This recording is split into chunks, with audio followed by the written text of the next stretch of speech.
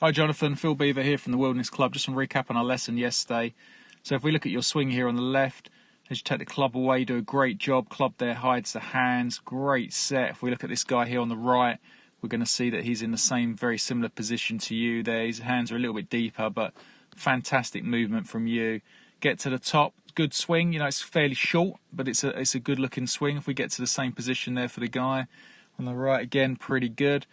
This is where things just start to go a little bit wrong. So if we draw a line on your bottom, we're going to see the first thing you do is what we call early extend. So you start to move towards the ball, okay? And what that does is that really does dictate where the club head goes. If you start moving towards the ball, i.e. your weight's moving to your toes, we can see at this frame here your shaft is coming down slightly too steep. It's coming through your left forearm as opposed to your right. Where if we look at this chap here, where he's not moving forwards, he can get the shaft coming through his right forearm, so he's a little bit more on line than you, and he can then start to swing from the inside and dictate what he wants to do with the ball.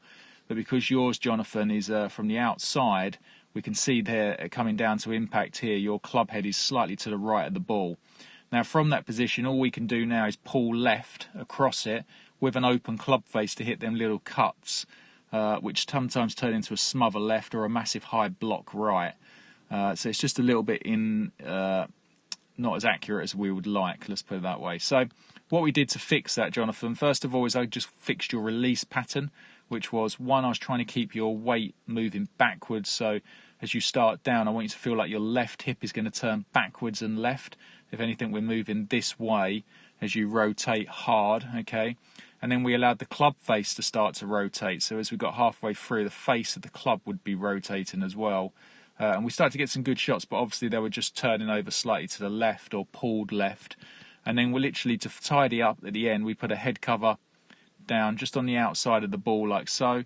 So again, it encouraged you to start to swing a bit more this way.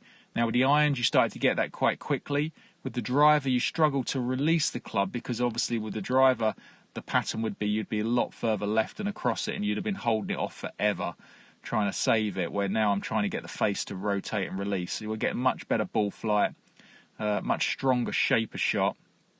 So yeah, they're the bits we want to work on. So stop moving into it. Might have to stretch a little bit at home, but work hard and getting that weight into the left side. I gave you a feeling. You can put your bum on the wall at home, make some little follow-throughs, try and keep the left cheek on the wall, or bottom against the office chair or something like that, and try and stay on that movement as you rotate.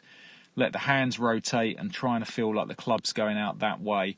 It's going to make such a big difference to you. And again, if we look at this chap here on the right, you can see his club head's always delivered from the inside. Then he can rotate over it and look at his arms. See, they're sort of travelling that way all the time, as opposed to yours always going left, because that's the only way you can swing it that way. So not a bad swing, Jonathan. A couple of bits to tidy up, but I think you could easily get lower. Just work on their movements, and I'll see you soon.